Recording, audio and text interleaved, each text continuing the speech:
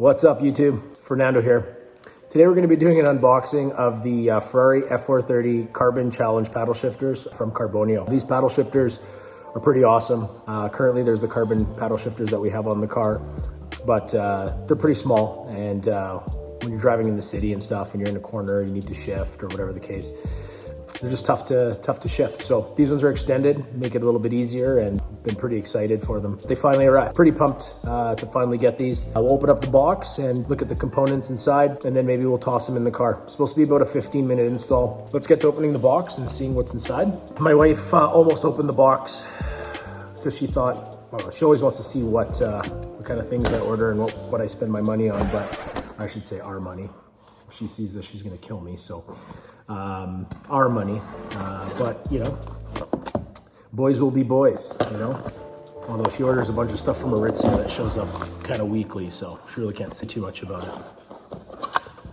All right, before proceeding, review and download full color installation manual at carbonio.com/downloads. So I think we'll definitely do that. So first in the box, it's all kind of taped together. Well, first in the box, they give you this little tool. Looks like it's a small hex bit, I don't know, a little Allen key, and then they give you a smaller one on this end. So it's kind of nice. I'm sure I'll need this for something else in the future, so free tool, there it is. Seems like pretty good quality actually, not too flimsy. It is a little long, so probably want to be careful we don't snap it off. And here they are, the actual paddle shifters themselves. So you can see, kind of see there, it says up and down. So let's get these out of here. And so one side says up, one side says down. So as you can see, they're quite a bit longer. The factory ones are only about this big. Again, when you're turning the wheel, because the paddles are fixed to the hub, when you turn the wheel, they stay in one spot. So you kind of have to shift your hand around. These ones make it a little bit easier. So if you're in a little turn, you can just tap the paddle. So looks like there's no screws or anything like that. I think you're supposed to use the factory screws. You just reuse them.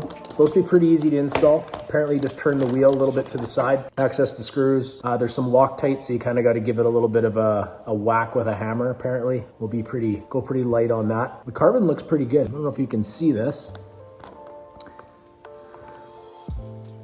The carbon's nice and tight. It's supposed to match the factory Ferrari weaving, so yeah. They seem to be pretty good quality, and I think it'll make the inside, it kind of looks like, it's like the bat symbol right there, you know? Should improve the look of the car inside, and I think improve the functionality. So, all right, let's get to it. All right, so instructions. So we need a Phillips star screwdriver. Got one here. Kit includes 2 carbon paddle shifters, so we've got those. So it says insert the key into the ignition and turn unlocking the steering wheel and allow the steering wheel to turn freely. Insert the key into the ignition and turn it, unlocking the steering wheel, and allow the steering wheel to turn freely. All right, so we got the key in. The ignition, it's gonna go through its big beat process. Turn the steering wheel until the screws hold the paddle shifts in place and are exposed. I guess there's no power steering yet because I haven't turned the car on. Where are the screws? We've got a problem here. It looks like the screws are not exposed. So, yeah. So it says turn the steering wheel until the screws that hold the factory are exposed in place. Using a Phillips screwdriver, remove the 2 screws that hold the paddle in place. Each screw has beveled washer, make sure. In reverse step 2, be sure to tighten both screws. Okay, so the screws are not, here, let's have a look. If you look here, the screws are typically open here, but it looks like, because this is an anniversary edition, looks like I have to take off this plastic hub piece. So already the instructions, what? Well, hold on. It says installation instructions for the carbon shift paddles Ferrari 575. This is not a 575.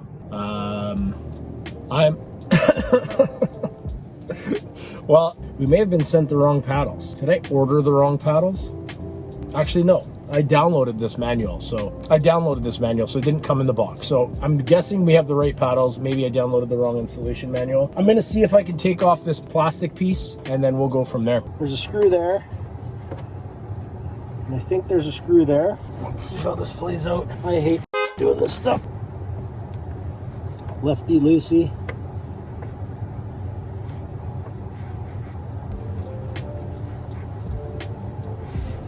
Okay, so it looks like we got one screw and a washer. Is there another one here? Yeah. Getting these back in is gonna be fun. Okay, well, that's interesting. That's a different screw than in here, so I don't know. Looks like maybe somebody had already removed this and lost a screw maybe, or maybe that's just the way they are. I don't know. Okay, yeah, I think the front screw, no, it's the same. So the two front screws are like tapping screws. So this is completely loose now. Guess I could take the key out of the ignition. This should just unclip. I don't want to just fucking break this thing, so. All right, well, stand by. We'll do some research on how to take this plastic thing off. We got it loose, but I'm sure there's some clips in there I don't want to break, so okay, be back and see once we research this a little bit more. I guess the screws are out. It's just trying not to break this piece when we separate the two sides. So I think it's kind of like a pry apart type thing. There is a clip somewhere back at the back. I just don't want to break this thing because, you know, anything with an F, Ferrari, gets to be a little expensive. Is there a screw up the top here? Like, there's no screw at the top, right? Oh, making progress. Yeah, got it. Okay. Whew! That was nerve-wracking. Okay, we got this piece off. That's what we're looking for. So we got the screws exposed. Let's bring this up here and show you what we're looking at. I don't have a big enough garage for this, but hey, we're coping. All right, so those are those screws right there that we need to basically get this this tool here, kind of stick it in there, break these screws free, and then put the new paddle shifter in. Not really sure how I'm going to get an angle here. Let me see if I can hold this at the same time. Oh. Feels like there's some like Loctite in there maybe. Making progress. Okay, we got that screw out. Put it in that piece. All right, so these have definitely been changed before. I feel like these are different aftermarket paddles. Can't remember what the other popular name is for the company that makes nice paddles, but these ones appear not to be factory. Oh shit, we just lost the screw. Okay, we've had a bit of a tragedy here. The screw was stuck to the paddle. It has gone between the seat and the center console here. Yeah, we've located the screw, thank God. I pushed it down there further, haven't I? Great success. We got it. It was a lot easier when I used to work on Honda Civics back when I was, you know, a teenager. Didn't really care if shit broke because it would cost $50 for you to fix it from a junkyard, but now we're adults. Oh shit. Almost fell on my other wheels that I have there. Okay, we're back. We have the second screw. I really hope for my sake that these just actually just fit in there as they're supposed to. I think the best play is here to put the screw in the tool like that. Don't drop it between the seats again.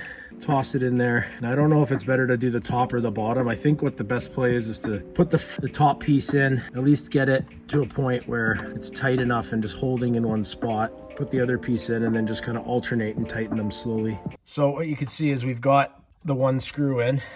Now we'll get the second screw. Try not to drop it again. Line those screws up like that. Put the second screw in like that. All right, we don't want to tighten it all the way. I'm gonna get this one. Get that one in there. Okay, so that's just loosely tightened. Go back to this one. Tighten it a bit more. Go to this one. Tighten it a bit more. I think I'm being overcautious here, but definitely don't want to crack the carbon fiber. Okay, I think we're okay there. That scared me. I think it just popped out. Okay, I think those are in. They shift.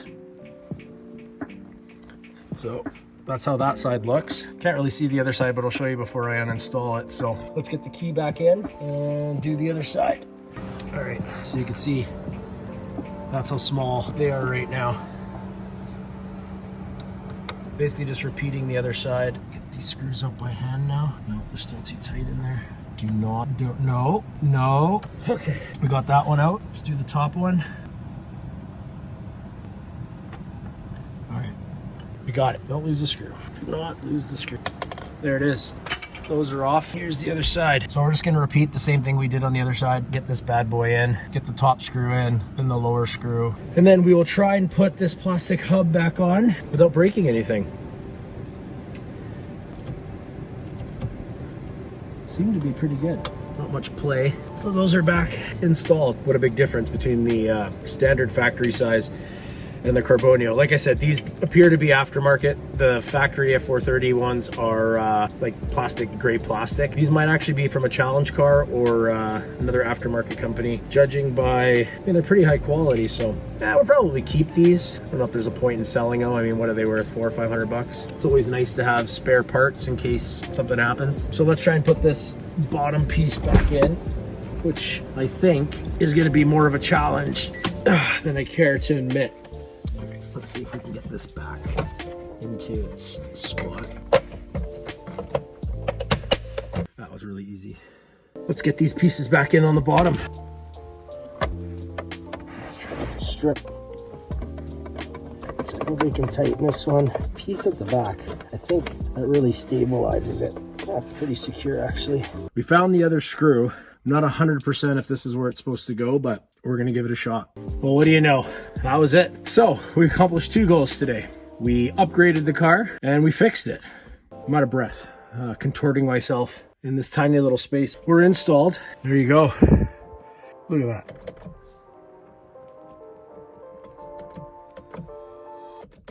I guess it's a bit harder to shift. You kind of got to bring it in. This one, you can't just pull it back. So I think it'll be pretty easy.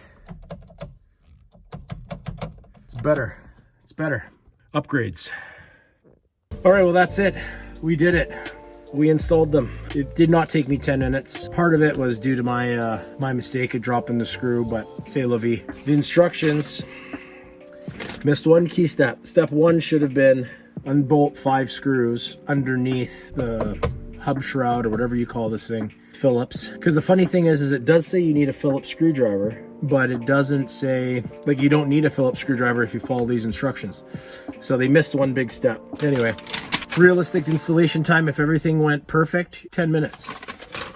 That's if you include the extra step, which is the first step. Anyways, that's it. They're installed. It's raining today, so you know, Pacific Northwest, it rains. It should be getting warmer out soon, and hopefully we can take this thing for a burn, but pretty much just sits in the garage because it's a big pain in the ass to wash this thing. That's the review, that's the unboxing, that's the install, and yeah, I guess we'll see you next time. Can't think of anything else we've ordered for the car at this point, but oh, the next thing we're probably gonna get is the wheel spacers, Hill Engineering wheel spacers. So be sure to show you those installed. We'll go from there. Take it easy, and don't get any speeding tickets out there.